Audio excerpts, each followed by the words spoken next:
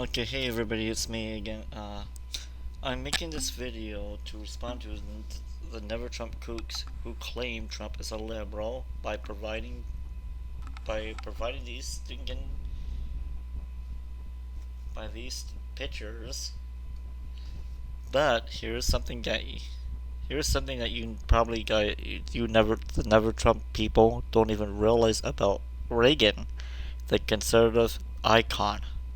Don't get me wrong, I am a Reagan fan as well, but people need to realize Reagan was not always a conservative.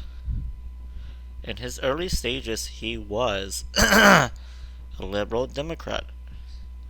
So if Reagan can change from conservative to Republican, if Reagan can change from liberal Democrat to conservative Republican, so can Trump. And here's proof of it. Let me make a disclaimer first about this. I'm not I'm not fond of MSNBC. I am no fan of MSNBC either. But they do have a video, or actually a full audio, real audio clip of Reagan, the liberal Democrat, when he was a movie actor. So listen to this.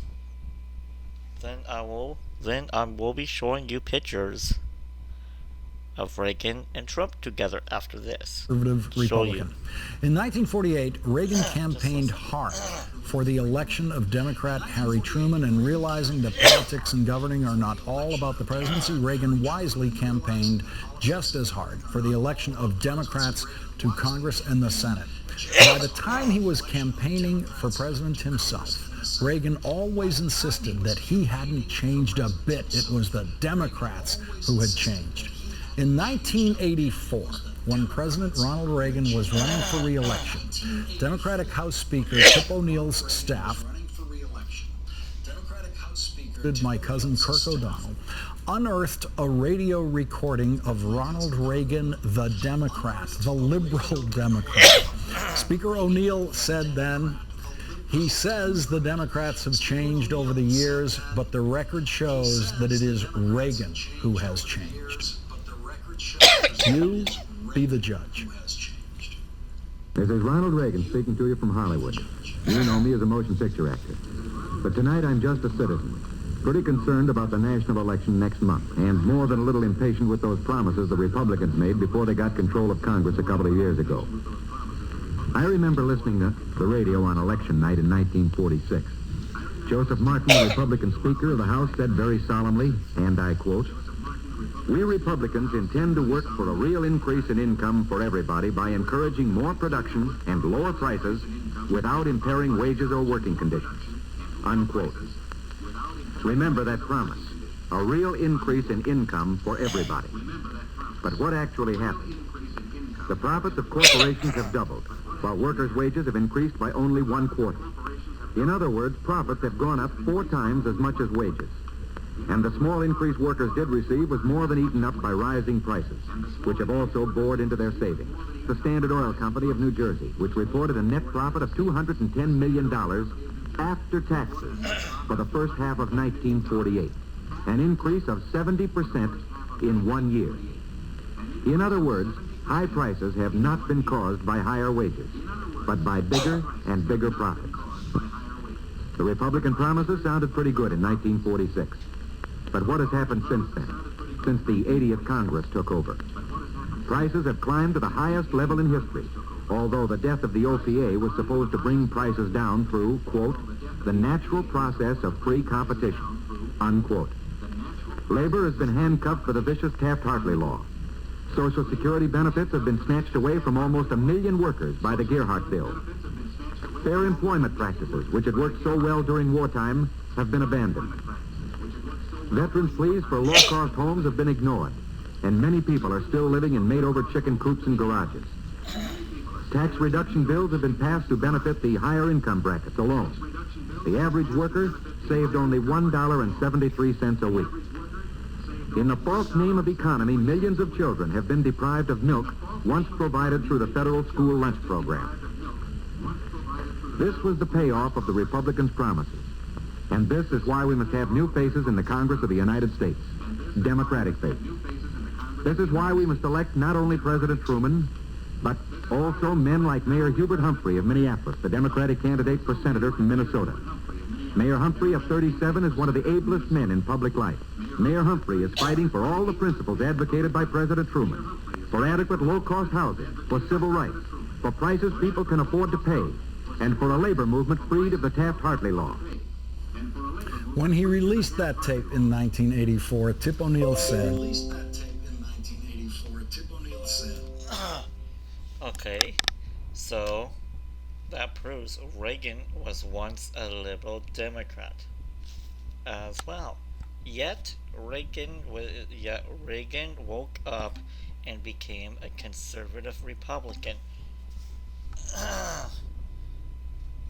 Now, before I show you those pictures, I want to show you a video of Trump at the 88 RNC.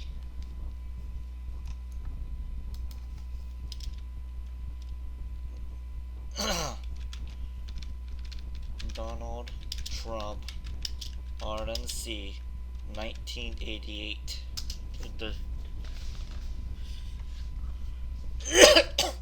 Alright, here we are.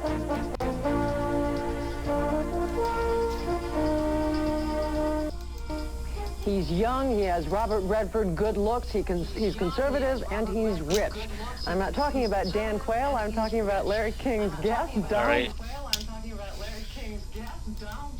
Alright, I'm going to start this again so you can hear this again. Listen to this very clearly.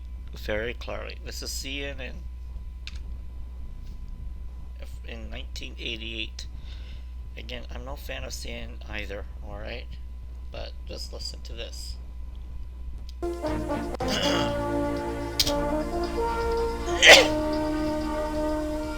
He's young, he has Robert Redford good looks, he's conservative, and he's rich. I'm not talking about Dan Quayle, I'm talking about Larry King's guest, Donald Trump. Would you have taken it at all, sir? Supposing Bush called you and said, Donald, forget this business thing. Come run. Forget about it. I just like that introduction. I mean, let's not get into this. That was a great introduction. I'm glad I came to the show. Supposing he called you. Would I have done it? I probably would not have done it. Because I really love what I'm doing. By the way, I happened to listen about the press conference. I was at the press conference today. I met Dan Quayle, and I have to tell you, For the first time? For the first time. I thought he did a great job. I was surprised at Pat. I heard Rick. I was surprised at Pat. I thought he did a great job. I was at the press conference. I know something about press conferences, and I watched. And I walked out. I was very impressed. I said, I didn't know him at all until then. He's a very impressive guy. Let's give America maybe a different look at you. You're the author of a bestseller, and everyone knows you as the owner of buildings and hotels. But you might be classified as an Eastern Republican. Fair? I guess you could say that, yes. Which means kind of a Rockefeller, Chase Manhattan Republican? I never thought of it in those terms. How do you define? Are you a Bush Republican? No, I think I'm really, the people that I do best with are the people that drive the taxis. You know, wealthy people don't like me because I'm competing against them all the time, and they don't like me, and I like to win. The fact is, I go down the streets of New York, and the people that really like me are the taxi drivers and the workers, et cetera, et cetera. I mean, I really get Then away why are with you a this. Republican? I have no idea. I mean, I am a Republican because I just believe in certain principles of the Republican Party.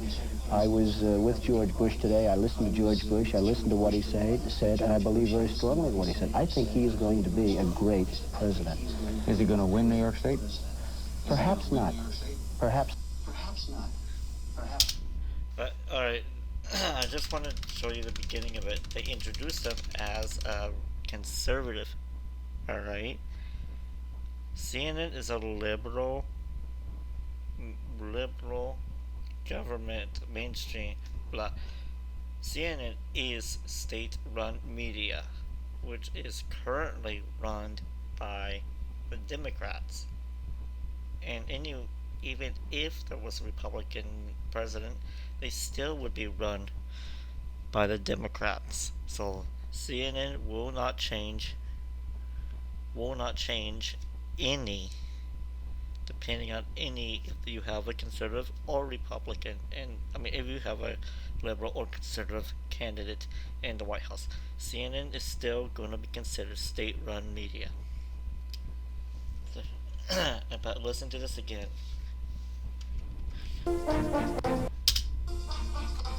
they introduced Donald Trump as a conservative, not a liberal. Let's do this again. He's young, he has Robert Redford good looks, he's conservative, and he's rich. Conservative. I'm not talking, he has Robert Redford good looks, he's young, he has Robert Redford good looks, he's conservative, and he's rich. I'm not talking about... He's conservative. So, now let's check. Now look at these pictures. I have several of them. Reagan, Trump. Reagan, Trump. This is actually in the White House. So you can see. This is actually in the Reagan White House. You can see that. Again, Reagan. Here's Reagan and Trump. So Trump is no liberal. He was a liberal in the early stages. As Reagan changed, Trump is no liberal. He may have been a liberal in the early stages of his political career, just like Ronald Reagan was a liberal in the early stages of his career. But Reagan woke up. And Trump woke up. Those are the things you guys need to understand. And here's the thing these never Trumpers need to understand. Yes, Trump donated to Reagan, but he also donated to yes, Trump donated to Hillary, but he also donated to Hillary as well. I mean, sorry. Trump donated to Hillary, but he also donated to Reagan as well. That's what I was trying to say. Trump is an equal. Trump was a businessman. He was a businessman.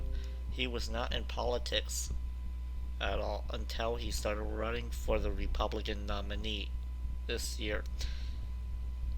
To have the success he had or has, to build the business he has, he's got to get along with everybody, even if he doesn't 100% agree with everything. It's called negotiation. It's called negotiating. You need to have great negotiation skills to have a successful business like Trump did or does. Trump is a conservative. He may not be a Reagan conservative, but I believe he could be a Ford conservative. So that's the thing is, I don't consider Trump a Reagan either. So let's get that out of the air.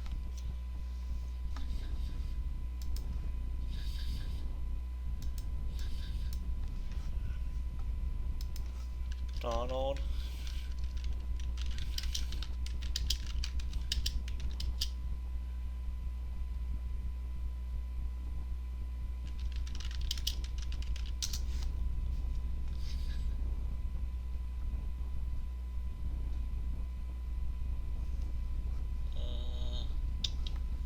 hold on.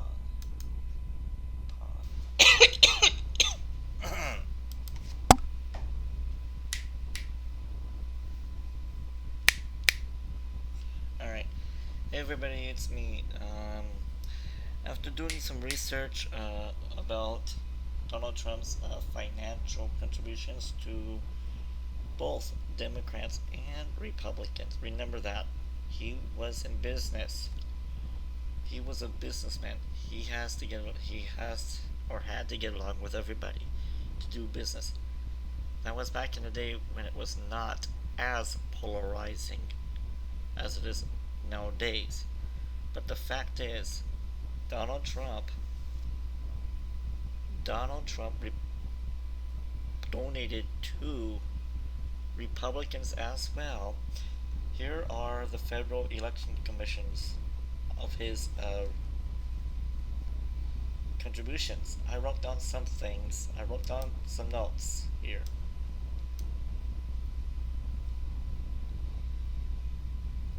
These are some of the things, some of the organizations and candidates and campaigns of Republican or conservative organizations slash super PACs Trump had donated over the past years. I'll leave this link to the Election Commission, Federal Election Commission's link in the description below. So you can look at all of these. There are Republicans in here too, and of course there are Democrats in here too, because as I said before, he was a businessman, which means he had to get along with everybody. That's what you do to have great business success. You have to get along with everybody. You can't be picky. You can't be picky to who you gonna be giving contributions to. That's the thing Trump said.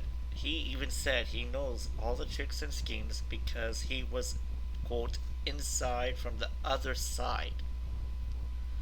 The financial aspect. He is the best outsider. Trump is the best outsider to fix our broken system since he came from the inside. The thing is, and for the Never Trump kooks too, Donald Trump even donated to Cruz. I'll show you this.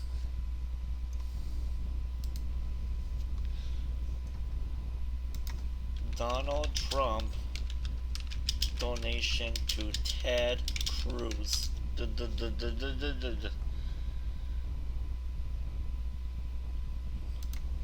The Hill, right there. Donald Trump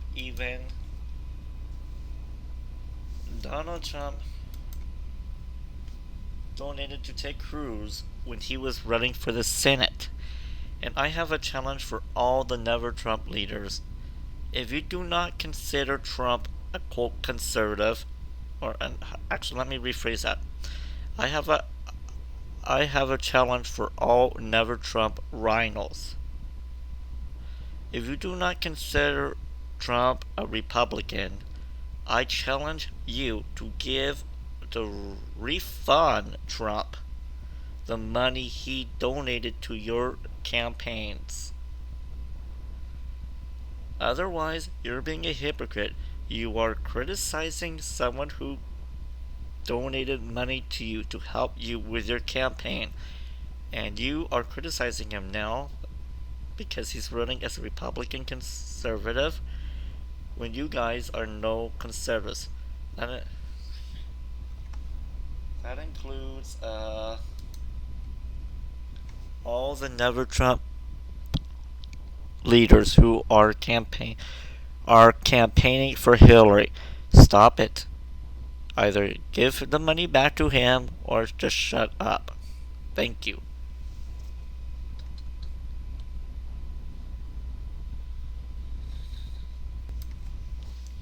Alright.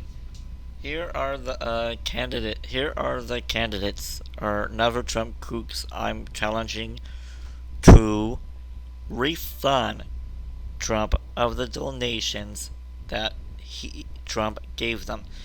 They include John McCain, Ted Cruz, Paul Ryan, and John Cornyn.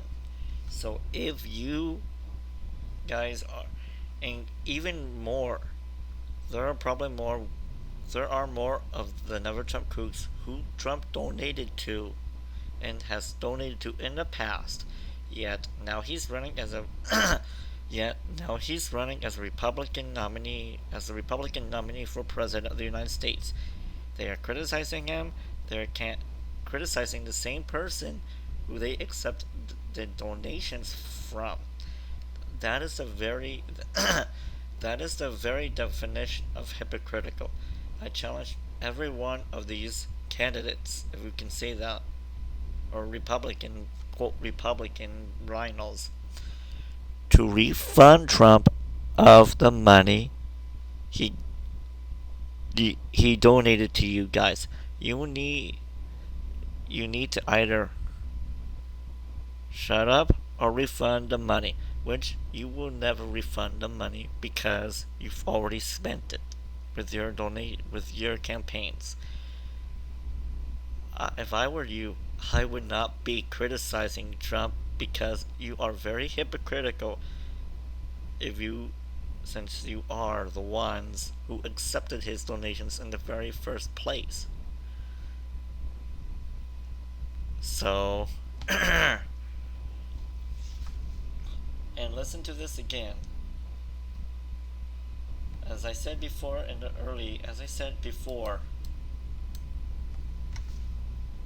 Reagan was not always a Democrat. Reagan was not always a lib. Reagan was not always a conservative Republican. I'm gonna show you this video again, as I showed you in the beginning.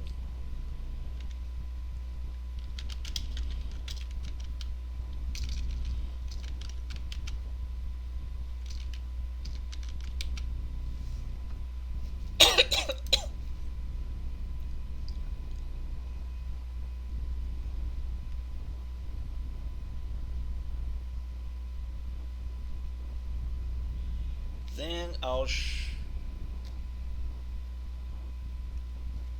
hold on. Here we are.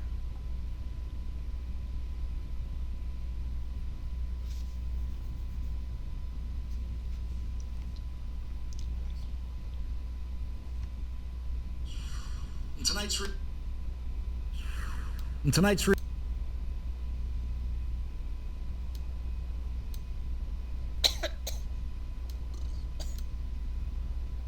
not all about the presidency.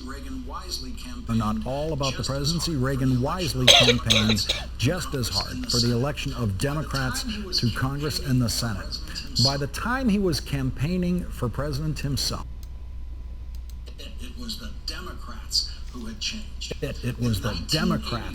had changed. In 1984, when President Ronald Reagan was running for re-election, Democratic House Speaker Tip O'Neill's staff, which then included my cousin Kirk O'Donnell, unearthed a radio recording of Ronald Reagan, the Democrat, the liberal Democrat. Speaker O'Neill said then, he says the Democrats have changed over the years, but the record shows that it is Reagan who has changed. You be the judge. You know me as a motion Ronald Reagan speaking to you from Hollywood. You know me as a motion picture actor. But tonight I'm just a citizen, pretty concerned about the national election next month, and more than a little impatient with those promises the Republicans made before they got control of Congress a couple of years ago.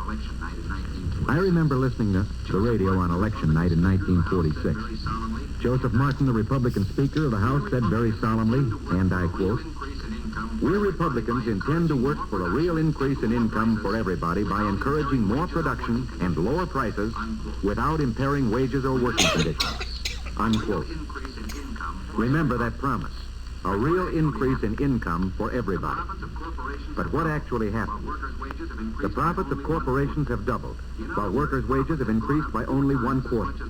In other words, profits have gone up 4 times as much as wages. And the small increase workers did receive was more than eaten up by rising prices, which have also bored into their savings. The Standard Oil Company of New Jersey, which reported a net profit of $210 million after taxes for the first half of 1948, an increase of 70% in 1 year. In other words, high prices have not been caused by higher wages, but by bigger and bigger profits. The Republican promises sounded pretty good in 1946. But what has happened since then, since the 80th Congress took over?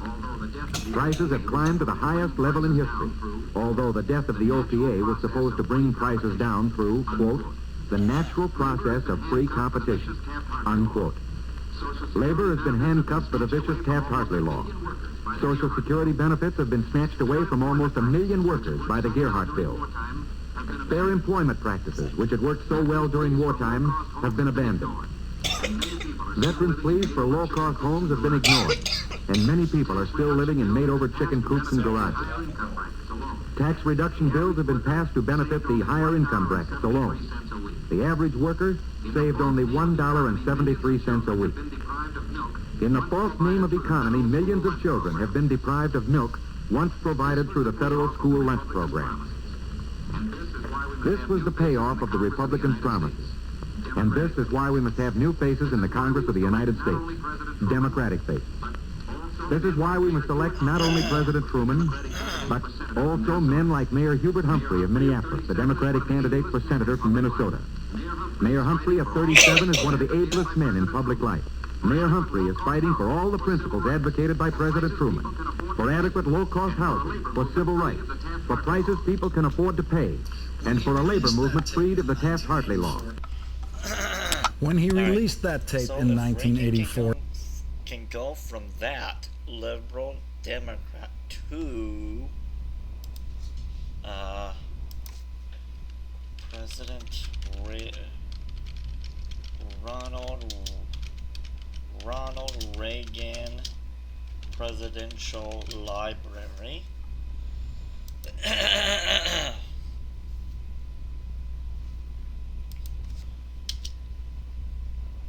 Farewell.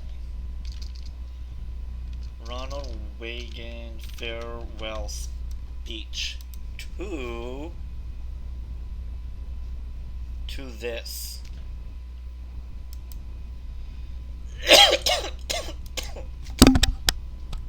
To this.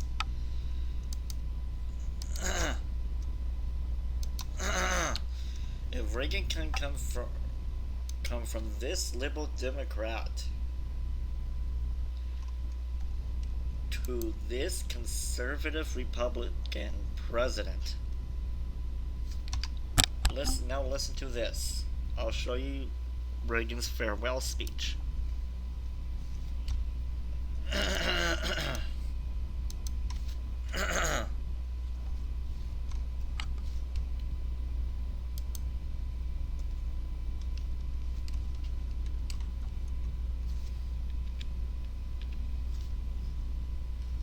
Fellow Americans, this is the 34th time I'll speak to you from the Oval Office. Hi, fellow Americans. This is the 34th time I'll speak to you from the Oval Office, and the last. We've been together 8 years now, and soon it'll be time for me to go. But before I do, I wanted to share some thoughts, some of which I've been saving for a long time. It's been the honor of my life to be your president. So many of you have written the past few weeks to say thanks, but I could say as much to you. Nancy and I are grateful for the opportunity you gave us to serve. One of the things about the presidency is that you're always somewhat apart. You spend a lot of time going by too fast in a car someone else is driving, and seeing the people through tinted glass, the parents holding up a child, and the wave you saw too late and couldn't return. And so many times I wanted to stop and reach out from behind the glass and connect. Well, maybe I can do a little of that tonight. People ask how I feel about leaving, and the fact is, parting is such sweet sorrow. The sweet part is California, and the ranch, and freedom. The sorrow, the goodbyes, of course, and leaving this beautiful place.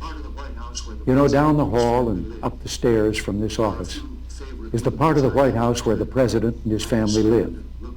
There are a few favorite windows I have up there that I like to stand and look out of early in the morning. The view is over the grounds here to the Washington Monument, and then the Mall, and the Jefferson Memorial. But on mornings when the humidity is low, you can see past the Jefferson to the river, the Potomac, and the Virginia Shore. Someone said that's the view Lincoln had when he saw the smoke rising from the Battle of Bull Run.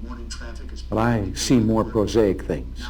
The grass on the banks, the morning traffic as people make their way to work, now and then a sailboat on the river. I've been thinking a bit at that window. I've been reflecting on what the past 8 years have meant and mean. And the image that comes to mind like a refrain is a nautical one. A small story about a big ship and a refugee and a sailor. It was back in the early 80s, at the height of the boat people, and the sailor was hard at work on the carrier Midway, which was patrolling the South China Sea. The sailor, like most American servicemen, was young, smart, and fiercely observant. The crew spied on the horizon a leaky little boat, and crammed inside were refugees from Indochina, hoping to get to America. The Midway sent a small launch to bring them to the ship in safety. As the refugees made their way through the choppy seas, one spied the sailor on deck and stood up and called out to him. He yelled, "Hello, American sailor. Hello, freedom man." A small moment for the big meaning. A moment the sailor, who wrote it in a letter, couldn't get out of his mind. And when I saw it, neither could I. Because that's what it was to be an American in the 1980s. We stood again for freedom. I know we always have, but in the past few years, the world, again and in a way we ourselves, rediscovered it. It's been quite a journey this decade, and we held together through some stormy seas. And at the end, together, we're reaching our destination.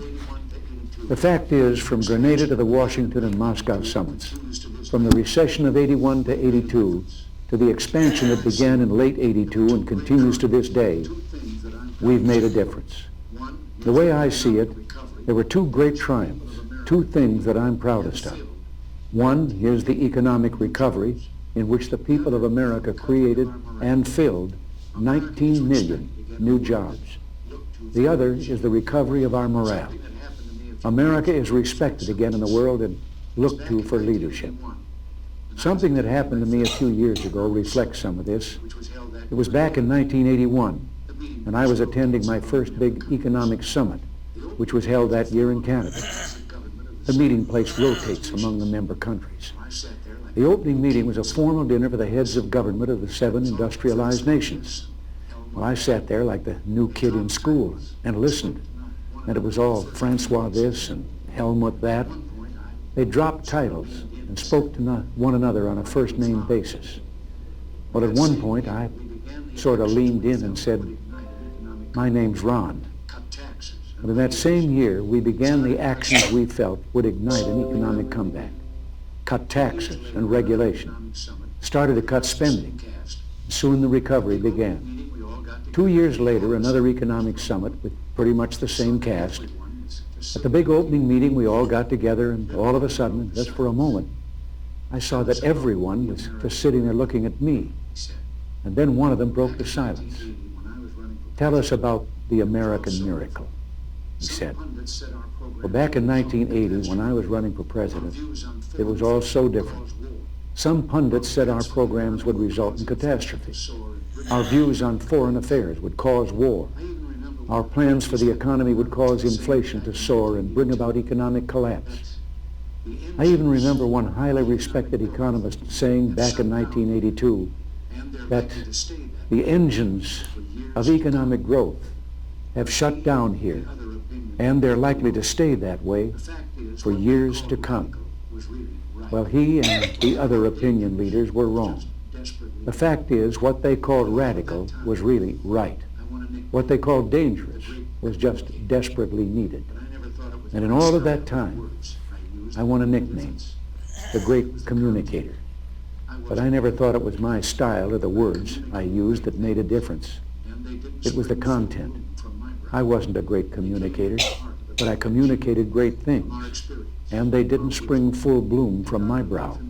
They came from the heart of a great nation, from our experience, our wisdom, and our belief in the principles that have guided us for 2 centuries. They called it the Reagan Revolution. Well, I'll accept that. But for me, it always seemed more like the great rediscovery. A rediscovery of our values and our common sense.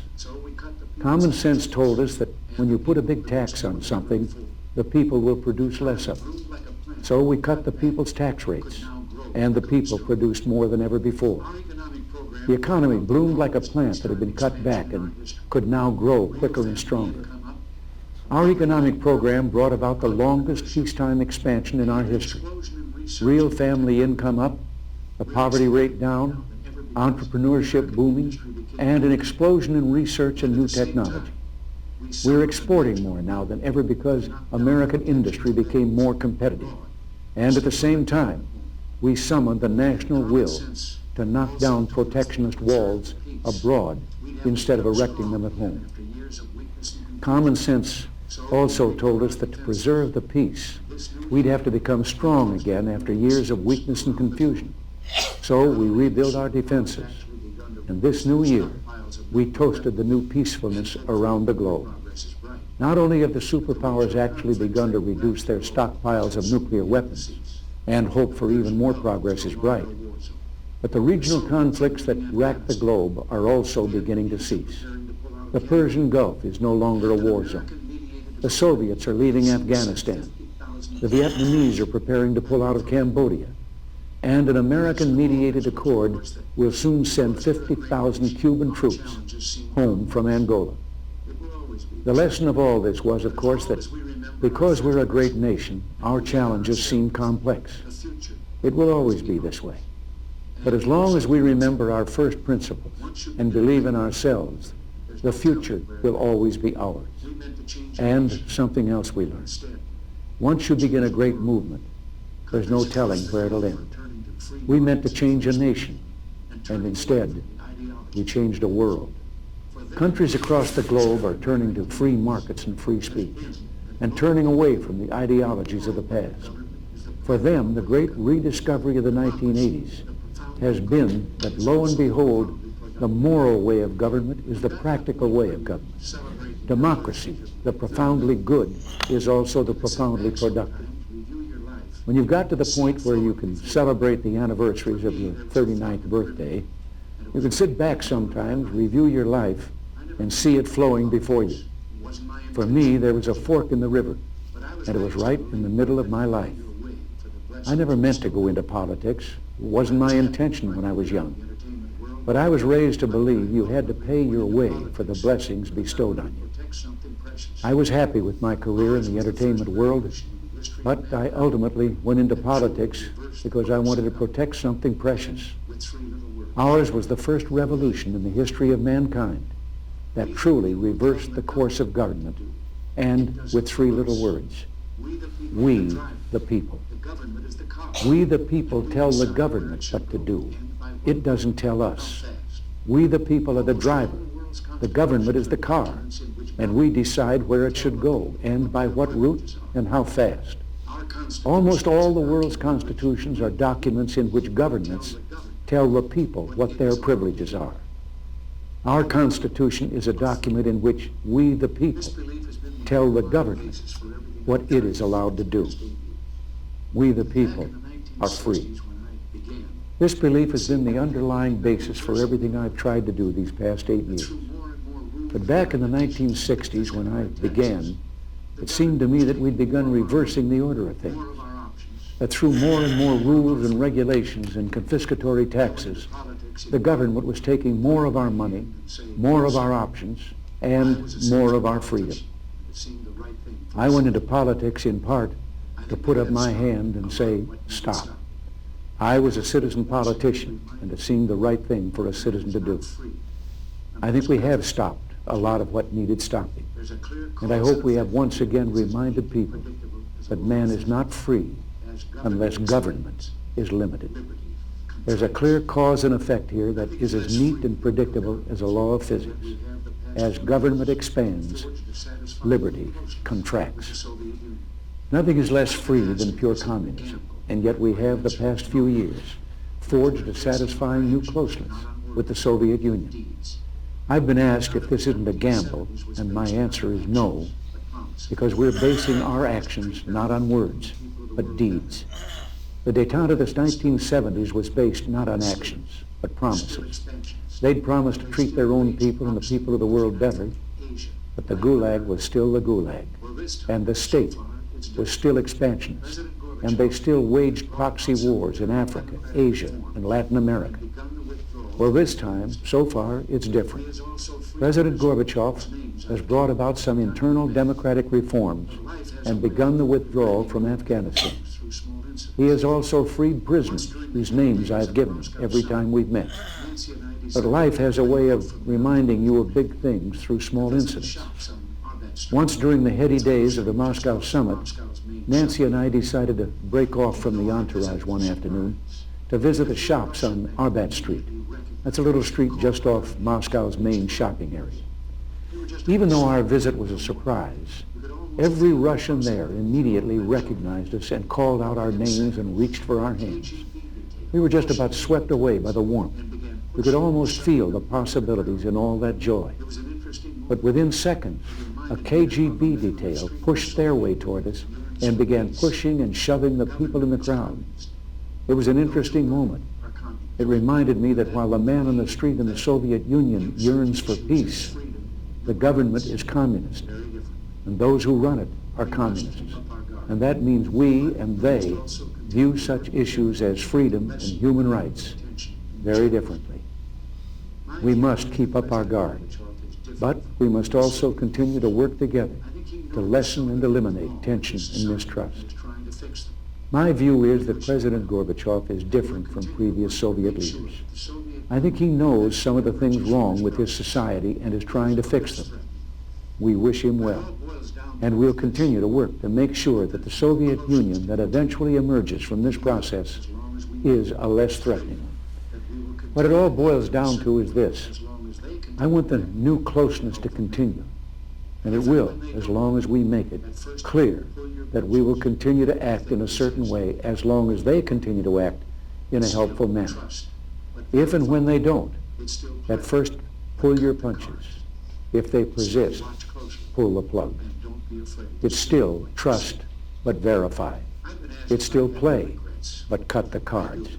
But still watch closely, and don't be afraid to see what you see.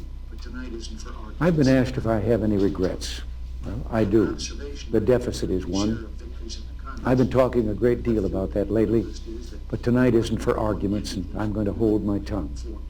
But an observation, I've had my share of victories in the Congress, but what few people noticed is that I never won anything you didn't win for me.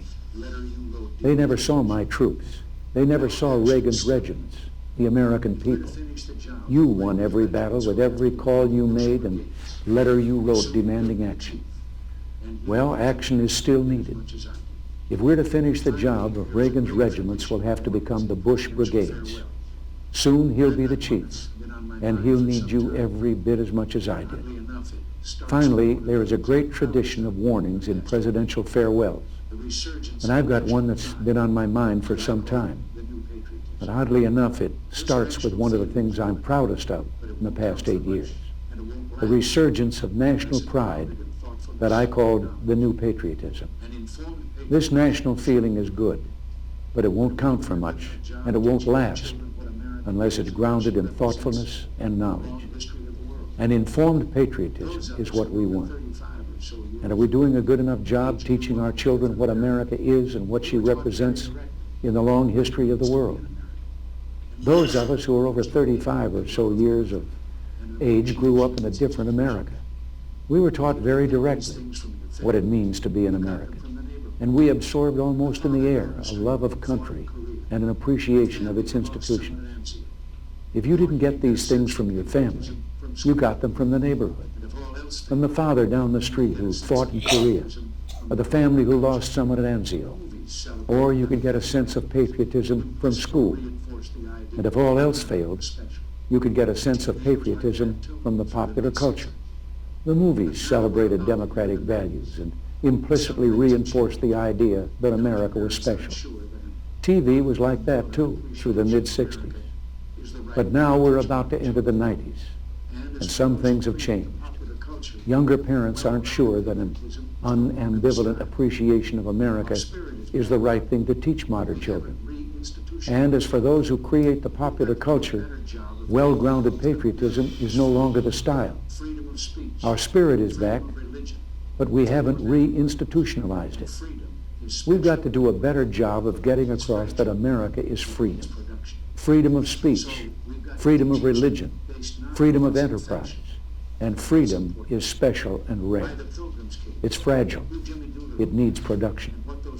So we've got to teach history based not on what's in fashion, but what's important. Why the Pilgrims came here, who Jimmy Doolittle was, and what those 30 seconds over Tokyo meant. You know, 4 years ago, on the 40th anniversary of D-Day, I read a letter from a young woman writing to her late father, who had fought on Omaha Beach. Her name was Lisa Zanetta Henn, and she said, "We will always remember. We will never forget what the boys of Normandy did." Well, let's help her keep her word. If we forget what we did, we won't know who we are.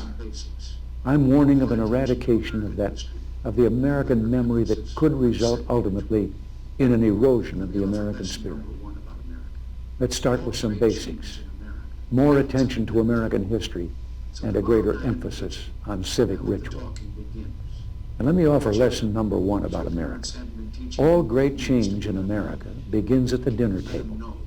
So tomorrow night in the kitchen, I hope the talking begins. And children, if your parents haven't been teaching you what it means to be an American, let them know and nail them on it. That would be a very American thing to do. And that's about all I have to say tonight, except for one thing. The past few days, when I've been at that window upstairs, I've thought a bit of the shining city upon a hill. The phrase comes from John Winthrop, who wrote it to describe the America he imagined. What he imagined was important because he was an early pilgrim, an early freedom man. He journeyed here on what today we'd call a little wooden boat. And like the other pilgrims, he was looking for a home that would be free. I've spoken of the shining city all my political life, but I don't know if I ever quite communicated what I saw when I said it. But in my mind, it was a tall, proud city built on rocks stronger than oceans, windswept, God-blessed, and teeming with people of all kinds living in harmony and peace. A city with free ports that hummed with commerce and creativity. And if there had to be city walls, the walls had doors, and the doors were open to anyone with the will and the heart to get here. That's how I saw it and see it still. And how stands the city on this winter night? More prosperous, more secure, and happier than it was 8 years ago. But more than that, after 200 years, 2 centuries, she still stands strong and true on the granite ridge, and her glow is held steady, no matter what storm. And she's still a beacon, still a magnet for all who must have freedom, for all the pilgrims from all the lost places who are hurtling through the darkness toward home. We've done our part, and as I walk off into the city streets, a final word to the men and women of the Reagan Revolution, the men and women across America who for 8 years did the work that brought America back. My friends, we did it. We weren't just marking time. We made a difference. We made the city stronger. We made the city freer. And we left her in good hands. All in all, not bad. All right, so Not that bad at all. technically wasn't about So, taxes, but you can probably goodbye. see God bless you, the and God bless the ideology United change States of America. from that liberal Democrat Reagan to a conservative Republican Reagan. Now I'm going to show. I will show you what Reagan as president said about taxes. President Ronald Reagan speech on taxes.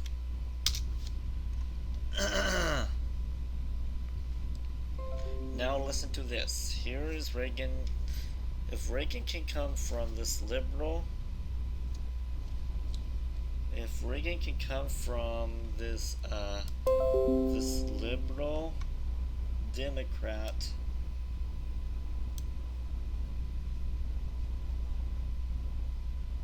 here, he actually says, listen to this. Again, I'm just going to show you one part of this here. Tax reduction bills have been passed to benefit the higher income brackets alone. The average worker saved only $1.73 a week. In the false name of garages. Tax reduction bills have been passed to benefit the higher income brackets alone. The average worker saved only $1.73 a week.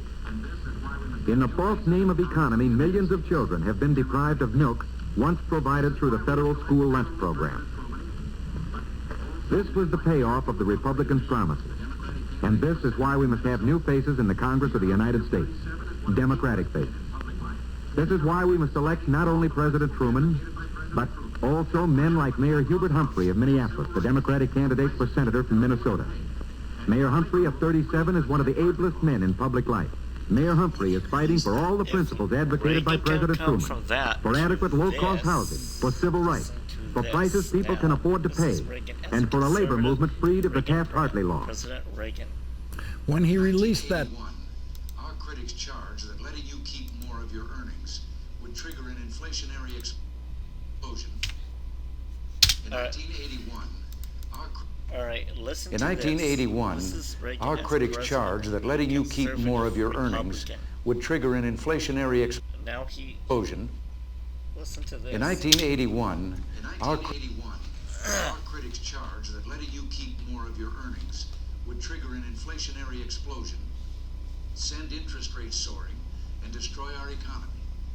Well, In 1981, our critics charged that letting you keep more of your earnings would trigger an inflationary explosion, send interest rates soaring, and destroy our economy. Well, we cut your tax rates anyway, by nearly 25%.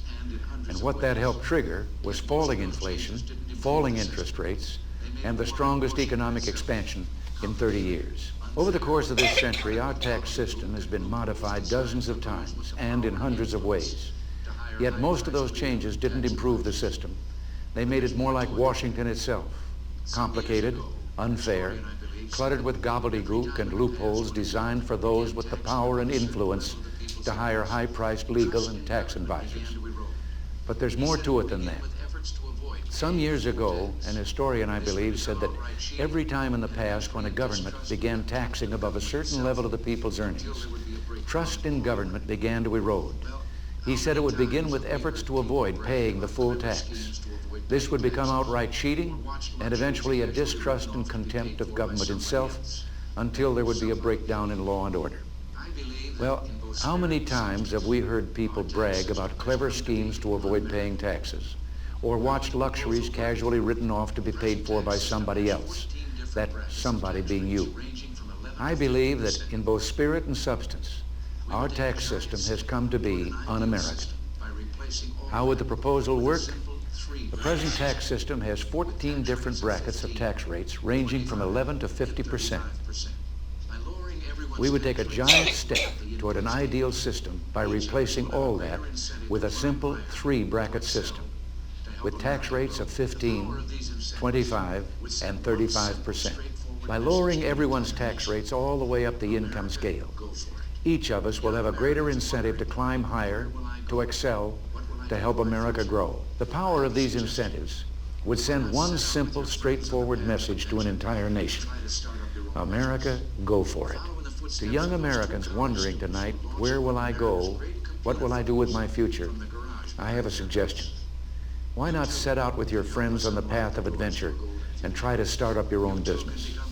Follow in the footsteps of those 2 college students who launched one of America's great computer firms from the garage behind their house. So that's a big You change too from can the help us unlock the Democrat doors to a golden future. ideology You too can become on leaders in this taxes. great new era of progress, So, the age of the Reagan, as I said, entrepreneur. if Reagan can come from this, saying that we needed more democratic faces in Congress, and then actually becoming a Republican conservative president and saying we need less taxes. He, as a movie as a movie actor, or he called himself a movie picture actor.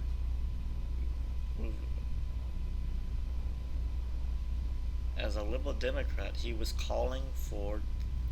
actually endorsing Democrats Reagan was a liberal Democrat before he even began running as for governor of California.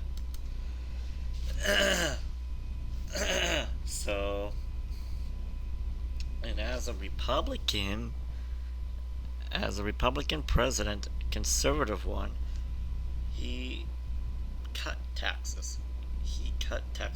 He reduced government.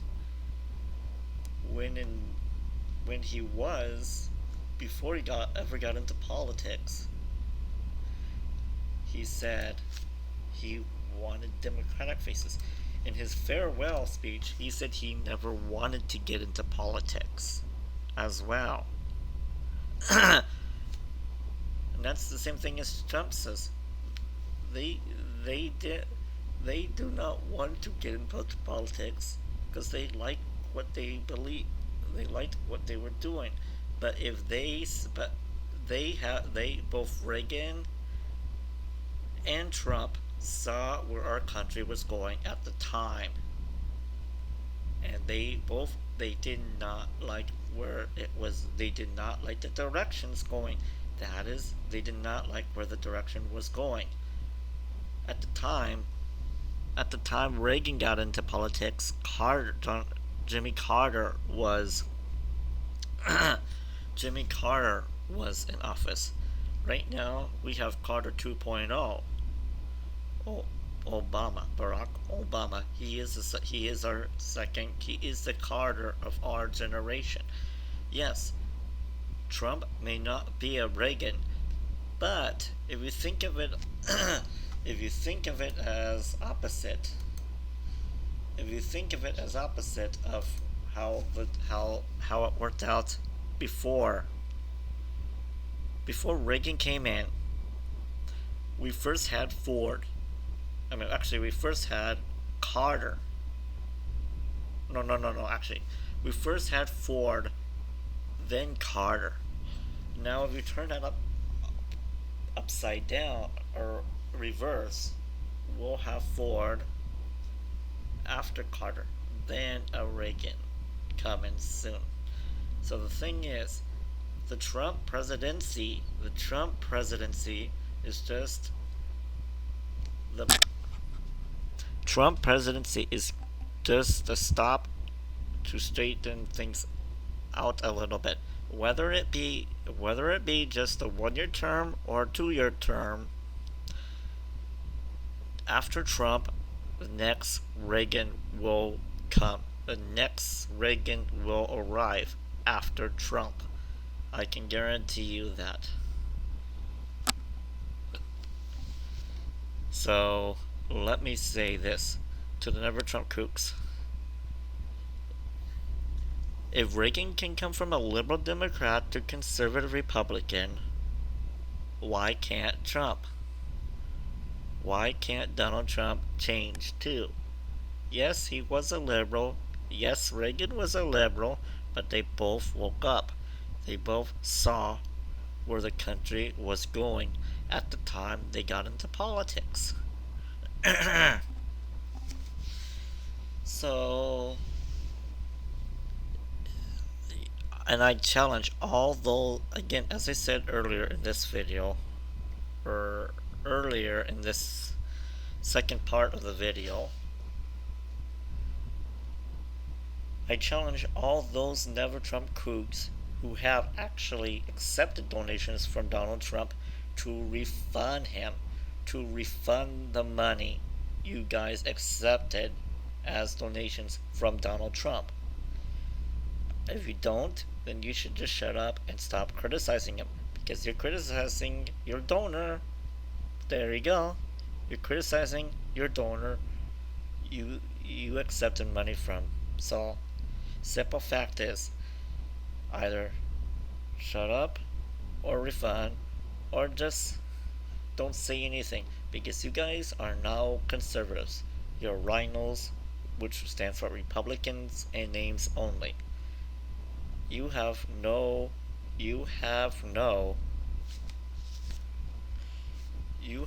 idea what a conservative is. And for the fact is, for the quote supposedly conservative, so-called conservatives in the Tea Party. Let me make a disclaimer. I am a Tea Party supporter too, but some of these cruise bots are not. They claim to be a Tea Party supporter, but here the fact is,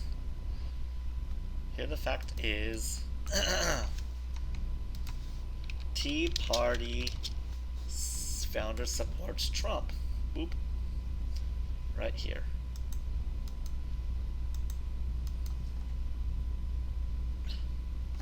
Tea Party supports Trump.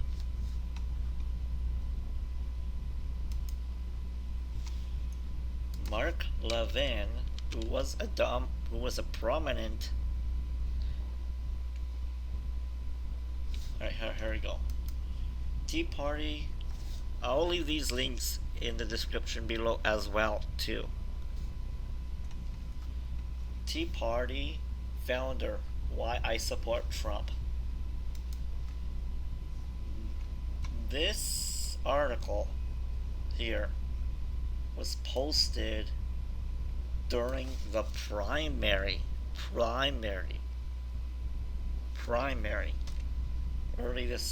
early this year. Mark Levin voting Trump.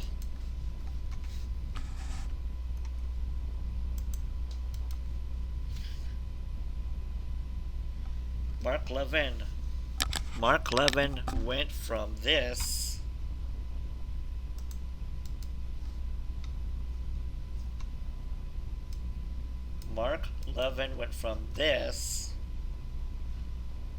to this.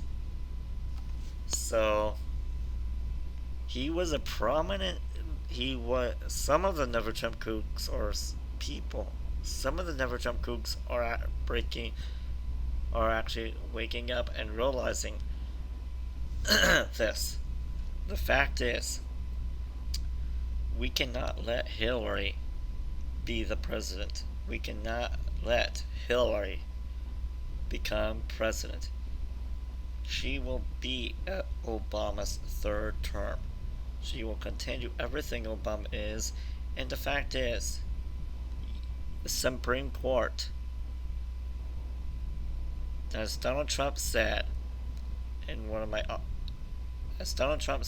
of his interviews, the next president could end up appointing 5 Supreme Court justices. Just listen to that, 5. And they are forever until they die or get caught up in some scandal or resign. So their job is a life job. So think about this. Who would you rather want as president? Someone who says they will appoint conservative Supreme Court justices, or someone who will appoint liberal justices? Donald Trump has already proven to us he will appoint conservative justices. So the simple fact is that is one of the most important things in this country. We need to have Supreme Court justices who do not make laws from the bench. The fact is, we have 3 branches: executive, which is the president; legislative, which is Congress, Senate, and House of Representatives. Then we have the judicial branch. Those are 3 separate branches. The judicial branch